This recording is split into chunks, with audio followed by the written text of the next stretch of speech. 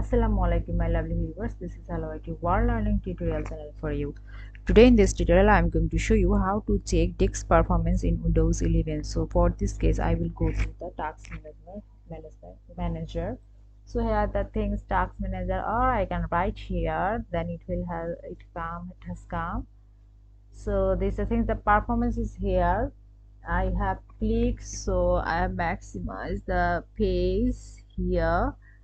So see the disks. So how many disks I have? I have C, D, E, and SSD, NB, ME. So see the things. So now check the capacity of that is the actually the thing has been 512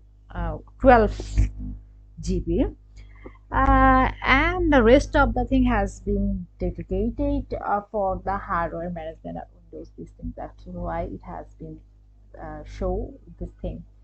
The system disk, yes, page file no, and the type has been SSD. This is the SSD hard disk. So here the things in this here I can see this thing. So thank you so much for watching this video. Please subscribe this channel. Hopefully this tutorial will help you so much.